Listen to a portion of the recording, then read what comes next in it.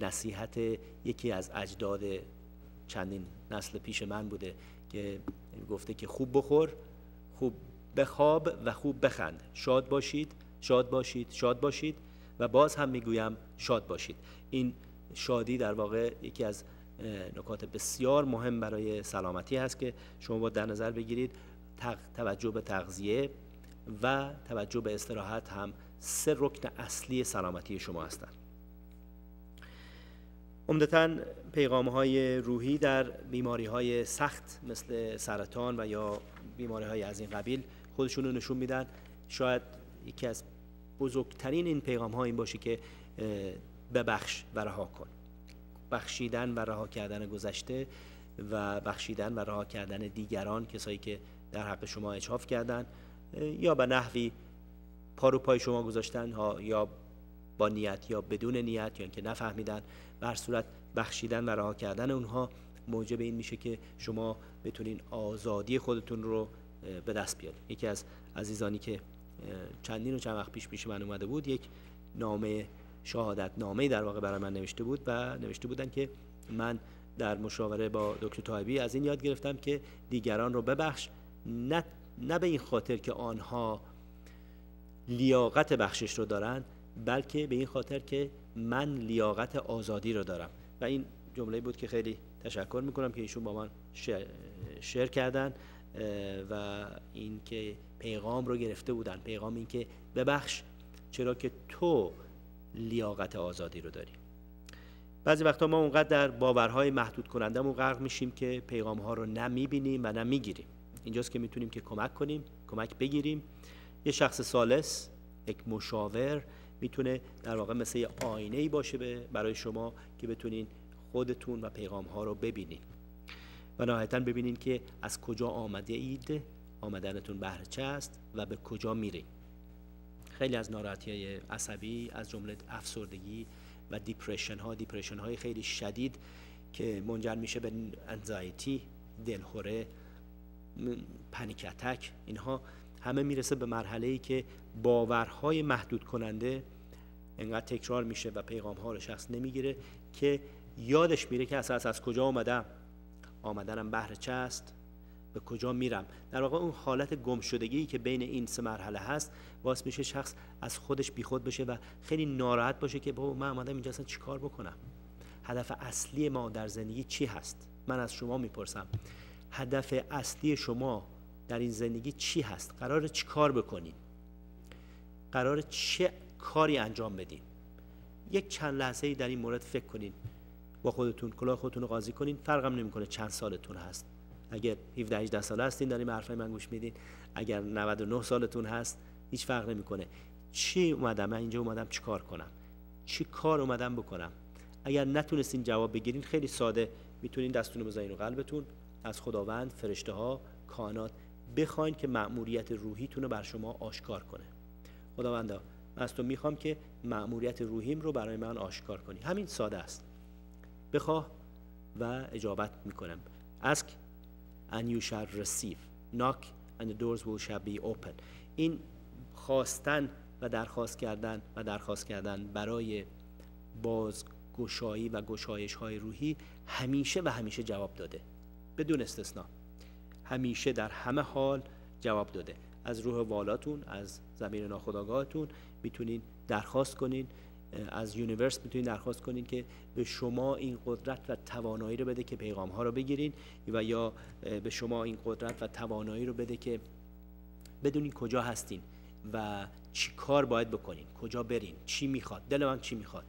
اینکه به قلبتون رجوع کنین یک تحقیقات جدیدی انجام شده توسط یک انستیتوی تحقیقاتی آمریکا که در واقع قلب ما ذهن ما رو گاورن میکنه. حالا این چیز جالب اینه که 4-5 هزار سال پیش فلسفه طب چینی در کتاب‌های یلو امپرر و اون فلسفه‌های اصلی طب چینی این نکته را گفته بودن که heart houses the mind، قلب خانه ذهن است، ذهن رو در واقع کنترل میکنه و جای میده.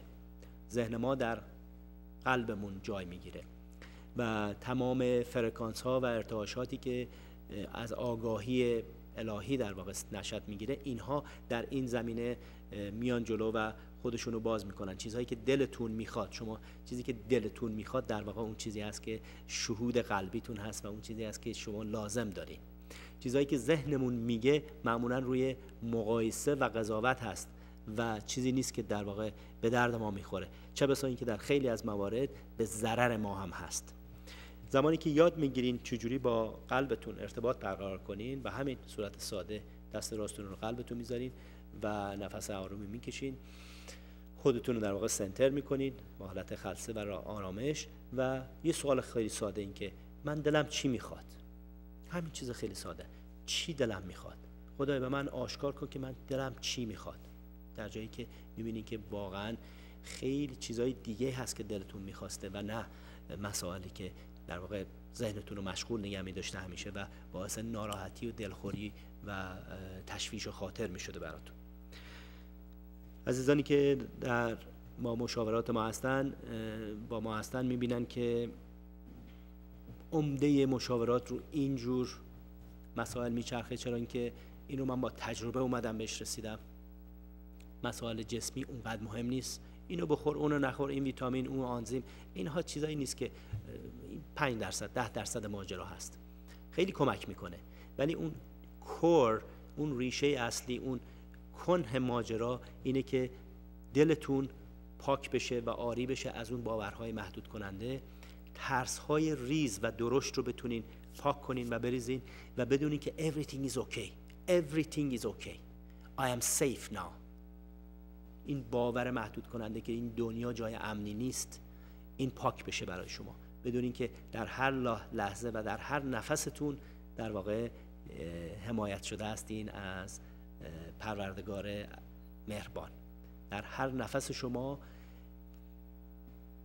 حمایت شده و ساپورت شده هستین و همینجوری که بودین از قبل الان هم هستین و در آینده هم خواهید بود. از اینکه وقتتون رو به ما دادین و از اینکه برنامه ها رو دنبال میکنین، سوالاتتون رو برامون میفرستین، ایمیلاتون رو برامون میفرستین، خیلی از شما تشکر میکنم و امیدوارم که این ارتباطمون همیشه با هم باشه. تا هفته آینده شما عزیزان رو به خدای بزرگ میسپارم. وقت خوش.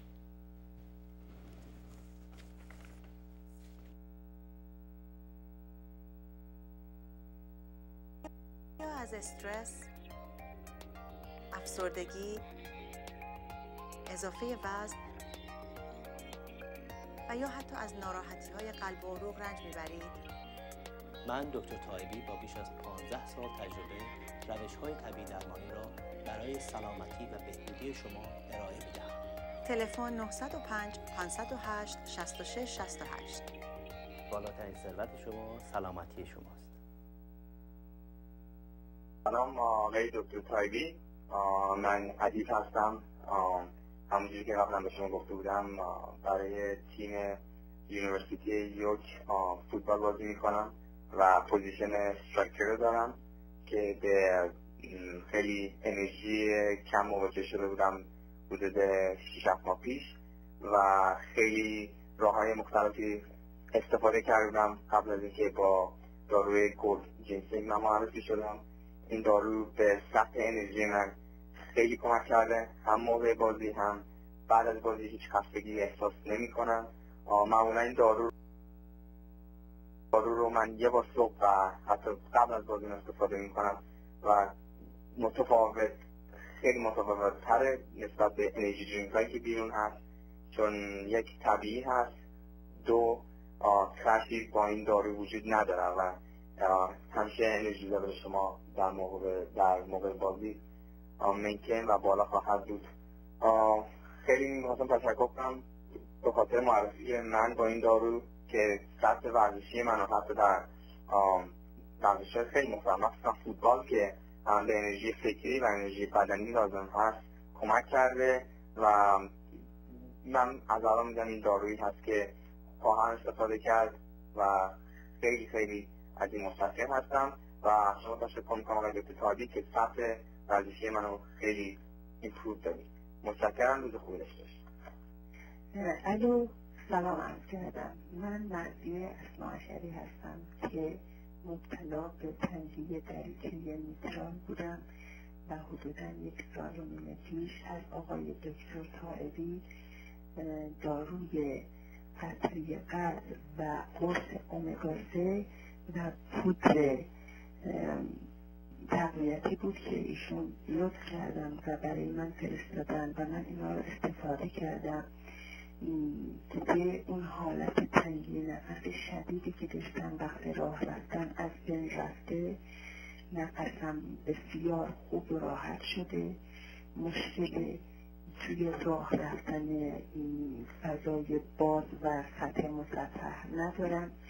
این مقدار از پله که بالا میرم مثلا 2 طبقه برم که مشکل دارم، ولی کلا خیلی وضع عمومی بدن من بهتر شده، احساس نفس راحت بهتری رو دارم و از این طریق خواستم که از آقای دکتر طائبی بی‌نهایت سپاسگزاری کنم از این دارویی رو که برای من فرستادن و موجب شد که من از یک عمل باز قلب دور بمونم و بتونم به زندگی معمولی و عادی خودم ادامه بدم.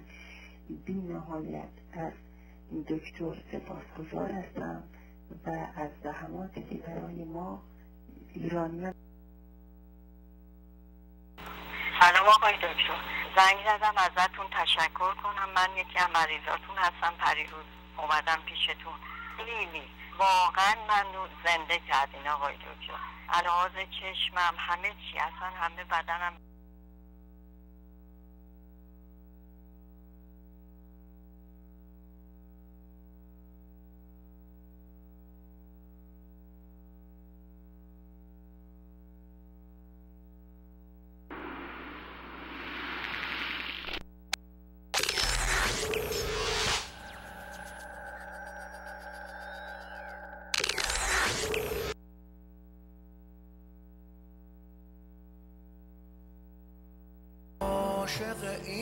یک شب، شنبه اول جون،